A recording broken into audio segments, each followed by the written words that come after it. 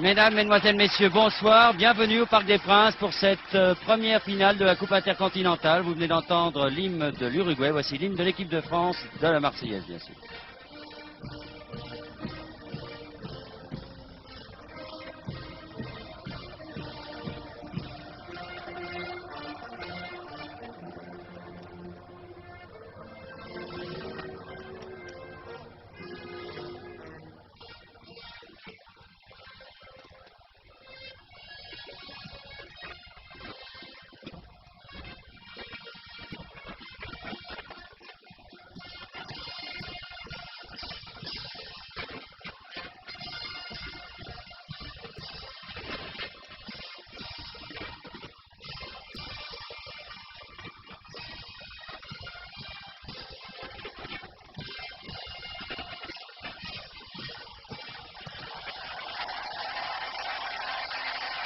Un nouveau bonsoir, bienvenue au Parc des Princes pour cette finale de la Coupe intercontinentale qui oppose l'équipe championne d'Europe, à savoir l'équipe de France, à l'équipe de l'Uruguay, victorieuse de la Coupe d'Amérique du Sud. Un match qui va se dérouler devant 25 000 personnes, pas plus. Il faut dire que ce sont les vacances, bien sûr, qu'il fait beau, peut-être pas aussi beau qu'en Corse en général et qu'à Caramontino en particulier, mais il fait beau sur Paris. Mais c'est une rencontre intéressante. Habituellement, l'équipe de France est opposée à cette période de l'année à une équipe de club pour sa préparation. Et aujourd'hui, on lui propose, Roger Piantoni, un menu de choix avec cette Coupe intercontinentale que les Uruguayens prennent peut-être plus au sérieux que les Français. Oui, c'est sûr, les Uruguayens l'annoncent, ils viennent ici pour disputer une finale de Coupe du Monde. Ce serait pour eux un résultat extraordinaire, mais par contre l'équipe de France annonce elle aussi la couleur. Elle est en stage de préparation, tout simplement parce qu'il lui reste encore quelques matchs à rencontrer et à gagner si possible avant la Coupe du Monde. Donc à mon avis, le choix de cet adversaire est idéal, car là il nous montrera une facette, les facettes d'une équipe qui elle est déjà qualifiée pour cette Coupe du Monde l'année prochaine. Oui, l'Uruguay est qualifié, l'équipe de France devra jouer le 11 septembre prochain, match difficile en RDA. Puis l'équipe de France recevra le Luxembourg et la Yougoslavie pour empocher son billet pour le Mexique. En gros plan ici, Michel Platini, à côté de l'arbitre qui est M. Nieco, l'Argentin. Les juges de ligne étant M. Lira et Jacome, l'Équatorien.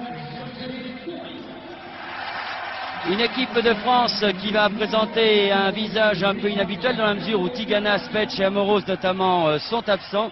Alors Henri Michel a prévu de faire jouer Batz dans les buts, Bibar, Leroux, Bossis et Ayache à l'arrière. En milieu de terrain, Fernandez, Gires, Platini et Tussaud.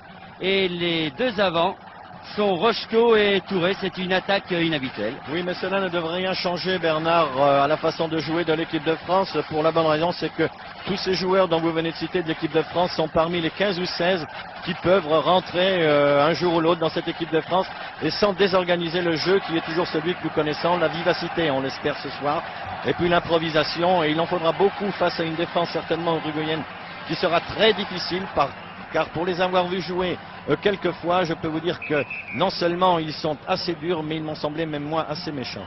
Oui, enfin c'était en 81 pour la Coupe d'Or. Encore évidemment que l'on peut dire qu'on ne procède pas de la même façon chez soi qu'à l'extérieur. Exactement. Enfin, cette Coupe intercontinentale première du nom, nous l'avons dit, qui est le challenge Artemio Franchi, souvenir du président de l'UEFA. Eh bien, devrait nous donner un très bon spectacle entre les Français, donc qui jouent bien sûr en bleu, blanc, rouge, alors que les Uruguayens ont quitté leur maillot azul, la céleste comme on l'appelait, pour revêtir une tenue blanche. Ballon dans les pieds des Français. Rapidement la composition de l'équipe de l'Uruguay. Rodriguez est dans les buts, Batista, Pereira, Gutiérrez et Diogo sont à l'arrière. Francescoli, dont on dit grand bien, qui portera le numéro 9. Santin, Bossio et Barrios en milieu de terrain. Et Cabrera et Ramos, le joueur de lance, étant les deux attaquants. Ballon dans les pieds de Platini maintenant, qui renverse complètement de l'autre côté pour Bossis. Bossis qui fête aujourd'hui sa 65e sélection. C'est-à-dire qu'il égale le record de Marius Trésor. Celui de Roger March avait duré très longtemps. Celui de Marius Trésor durera moins longtemps, puisque lors du prochain France RDA, si Max Bossis a le plaisir de le jouer, eh bien, il deviendra le Français le plus capé de l'histoire de l'équipe de France. Peu de public, on vous l'a dit, mais un public qui semble tout acquis à la cause de l'équipe de France, très bruyant. Et ballon dans les pieds de Batista, le petit arrière gauche de l'Uruguay. Très rapide, ma foi, qui a joué avec Santine, aux prises avec Giresse, aux prises avec Rocheteau.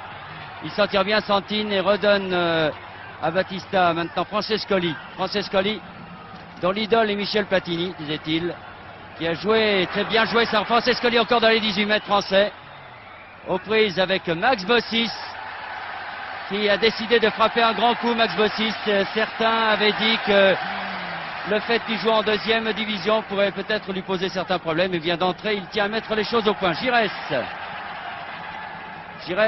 qui retrouve Leroux maintenant, lui qui a retrouvé l'équipe de France puisque Schmetsch est blessé. Et une mauvaise saison, une mauvaise passe, Leroux l'année dernière, et il revient en équipe de France. Oui, les quelques touches de balle que nous venons de voir effectuées très rapidement par les Uruguayens prouvent leur fine technique quand même. Et ce sont des joueurs habitués de jouer de l'extérieur du pied où la frappe est beaucoup plus rapide que de l'intérieur. Et ils en usent et ils en abusent même des fois. Mais c'est une des caractéristiques du football sud-américain. Et les Uruguayens le prouvent encore ce soir. Oui, espérons que le football sud-américain retrouvera ses origines, qui étaient vraiment un football très spectaculaire et pas du tout méchant. Rocheteau peut-être ce ballon.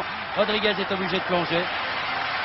On peut attendre beaucoup de ces deux attaquants que sont Touré et Rocheteau pour bouger cette défense uruguayenne. C'est un essai intéressant, en tout cas, que tente là Henri Michel. Et dans le dispositif actuellement que nous voyons, Rocheteau occupe lui le véritable poste d'avancante par rapport à Touré, qui lui à Nantes l'occupe plus ou moins avec Alilozic. Enfin, il est bon peut-être pour l'équipe de France que justement Touré joue maintenant en pointe dans son club, car l'équipe de France manque d'attaquants de pointe et Touré a toutes les qualités pour en faire un. C'est ce que j'allais rajouter, les qualités de Touré en font un véritable attaquant de pointe. Cabrera qui sort ce ballon. Sortie de but donc, qui va permettre à Joël Batz de dégager. Il fait chaud, très chaud même, pour jouer au football. Enfin, la pelouse du Parc des Princes est en excellent état. Elle a l'air très souple.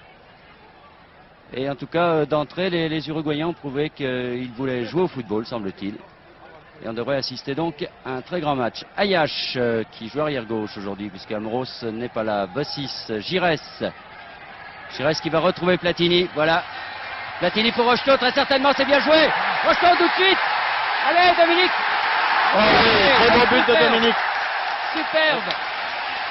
Dès la 3e minute de jeu.